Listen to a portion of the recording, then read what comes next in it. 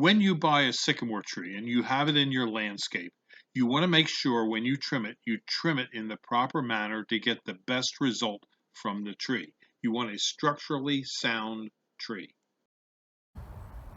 My name is Mike. I'm at Highland Hill Farm and I was trimming sycamore trees. This is an exclamation sycamore. I like trimming sycamores during the wintertime. I believe it's the only time of the year you should be trimming a sycamore. Unless of course you're doing a big tree and you're doing structural pruning. But if you're doing a trim tree to get it in shape or size or how you want it to look, winter is the best time to do it. The general rule for all broadleaves, regardless of what it is, now maybe you can have exceptions for like willows and birch, but for predominantly all broadleaves, the rule is if you prune it during the summertime, you create stunting. If you prune it during the winter, you create invigoration. So that's why I love pruning during the winter time. I always like seeing the results of it later. But anyway, this is a sycamore. I did prune it last year, but I can't really see that well where the marks are. I can see the one mark up there, and that's the only thing I can really prove of me seeing I pruned it. And that's the best type of pruning where you can't tell where you actually pruned or not. Next year you can't see where you pruned it at. But anyway, this is our sycamore. See, I took off a little bit right there, but that's not even barely noticeable. You can see I took that off.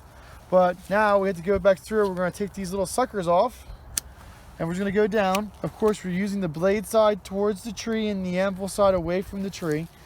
That's the best way to prune. That's a very common mistake a lot of people make.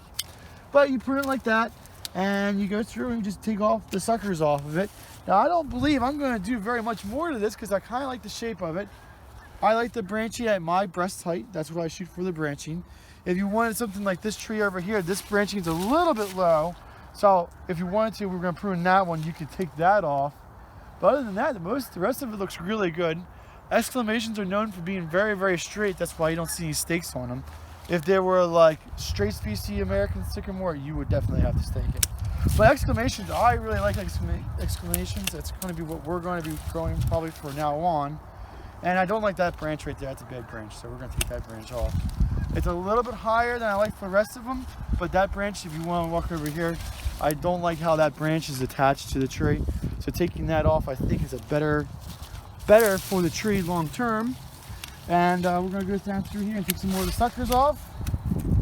And I don't see, when I look at this, I don't see anything that's standing out as saying like I really want to remove. Because I think we're going to probably dig this guy in the fall, not the spring, we'll probably dig this in the fall. And if I was going home and planting at my place, I would probably go through and take some of these branches off because there is a lot of branching to it. But when you sell a tree, you kind of need the tree to be thick and full when it's young. But as it gets older, you need to take some of those branching off. But for right now, this is probably all that I'm going to do for this tree.